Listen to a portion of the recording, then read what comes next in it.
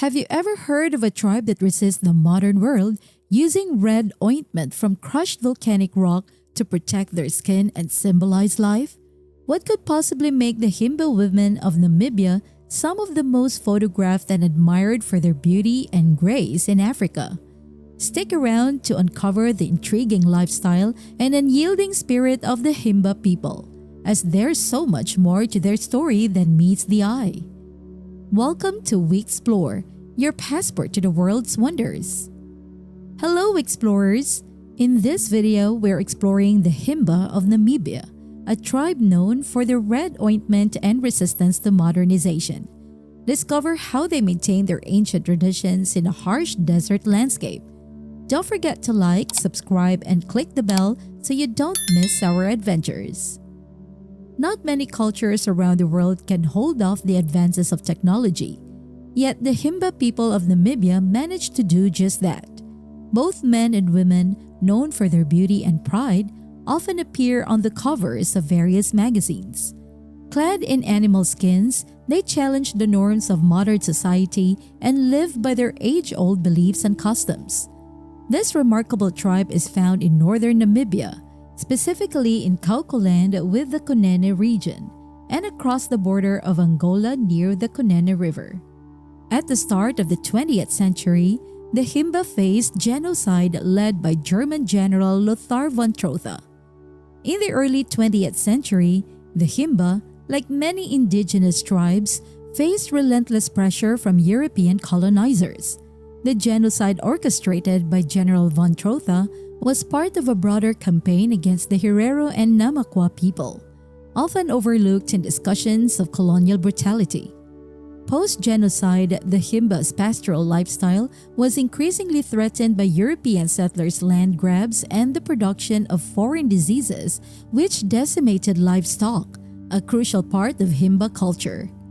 Despite these adversities, the Himba's isolation helped preserve their way of life, as their remote desert habitat deterred extensive colonial settlement. By the 1980s, the tribe was almost gone. A devastating drought killed 90% of their cattle, forcing many Himba to leave and seek refuge in the city of Opuo. However, the 1990s saw a resurgence of the Himba tribe. The Namibian government started offering mobile schooling for Himba children. Today, the Himba are the last semi-nomadic group in Namibia. The tribe has recently become a topic of interest due to their unique traditions and striking natural beauty. They have opened up their villages to international visitors, sparking a surge of interest from around the world after their stories were featured in major international magazines. One aspect that captivates visitors is the remarkable beauty and grace of the Himba women. Many tourists, photographers, and journalists describe these women as the most stunning in Africa. The Himba are friendly and kind-hearted. They interact well with tourists and are happy to be photographed with them. This level of openness is quite rare in modern Africa. Their simple lifestyle is genuine, not a facade for visitors. The Himba continue to live a semi-nomadic life in the desert, a place with very little water, not because they can't adapt to modern ways, but because they choose to preserve the lifestyle of their ancestors. They don't feel they're missing out on modern life because they desire only what they know. The tribe's traditional lifestyle endures, supported by the tough desert climate and their seclusion from the broader world. The Himba raise cattle, primarily a resilient and slender breed that is easy to manage and can survive without water for weeks, much like camels. By selling their cattle occasionally, the Himba make some money. They also earn from tourists who buy their simple handmade souvenirs and crafts. They use this income to buy essentials like cornmeal and sugar, as well as treats for the children when they visit nearby towns. The Himba don't generally need clothing, though plastic slippers are useful in the rocky desert. The women's main tasks include milking cows and goats, cooking, and caring for children. They also engage in more demanding work, such as carrying water or building houses. In their daily routines, Himba women are skilled artisans, creating intricate jewelry and clothing from natural materials.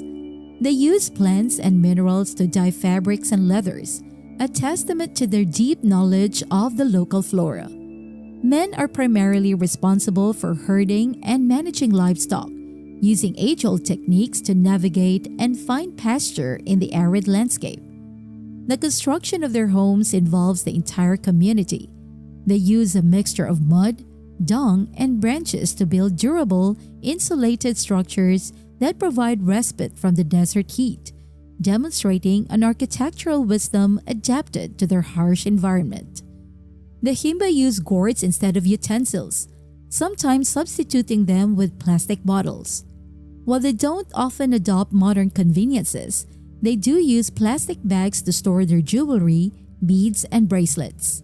The women take great pride in their appearance. Water is incredibly scarce for the Himba. Every drop is saved for drinking. Bathing with water isn't an option due to the shortage. Instead, women take smoke baths using twigs and leaves of the Camphora plant, placed on smoldering coals. As the smoke rises, the women lean over the coals and cover themselves with a blanket, sweating profusely. This process cleanses and disinfects the body while giving it a pleasant aroma. The Himba have a special ointment that has been key to their survival for generations.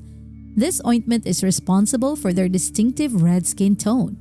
It's made from butter derived from the milk of their lean cows, mixed with various herbal elixirs and bright red volcanic pumice ground into a fine powder. The Himba women apply this paste over their entire body and hair multiple times a day. This ointment keeps them clean, protects them from sunburn, and prevents insect bites. The skin turns a red brick color, a hue that symbolizes blood and life. Remarkably, the skin of the Himba women remains flawless, and they exude a pleasant scent with just a slight hint of melted butter. This same cherished ointment is also used to create their traditional hairstyles, particularly their long dreadlocks.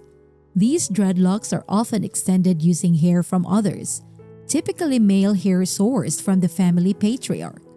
When many Europeans first encountered the Himba women, they were struck by their beauty, noting their smooth, reddish-tinted skin and uniquely styled hair. The clothing and hairstyles of the Himba also serve to indicate a person's status and age, especially among the women of the tribe. The Himba women display a distinct sense of style. Their lean, tall figures are adorned with short, elaborate skirts made from calf skin, embellished with beads, bracelets, necklaces, ostrich eggshell beads, copper, and other shells. The jewelry worn by older women can weigh several kilograms. Adult women sport the Himba on their chests, a large white shell ornament passed down from mother to daughter. The women also wear beautiful handmade Himba bracelets on their ankles, which serve both as decoration and protection against the bites of venomous creatures. The men typically wear a loincloth and sandals made from old tires, though more and more men are starting to wear European clothing. Children wear loincloths too and are sometimes seen in t-shirts and shorts. The Himba strive to ward off external influences as much as possible. They are not literate and know little about the broader world. In the 1980s and 1990s, when the country faced war and severe drought, 90% of the Himba cattle perished. The tribe was close to extinction, with their numbers dwindling to around 5,000. During this crisis, many sought help from the Namibian government, which provided humanitarian aid to the Himba. Some of the refugees gave up their traditional ways. They began wearing European clothes, attending church, and enrolling their children in schools. However, most of the Himba have since returned to their customary lifestyle, which brings them joy. As modern civilization continues to encroach on their way of life, the threat of the Himba culture vanishing grows. Yet this could take decades, as their semi-nomadic lifestyle and deep commitment to their traditions inhibit the adoption of new modern practices. What do you think about the Himba people's unique way of life and their connection to tradition? Share your thoughts in the comments below. If you enjoyed this journey into the heart of Namibia, Don't forget to like, subscribe, and hit the bell icon to stay updated with more fascinating explorations on We Explore. Until next time, keep exploring.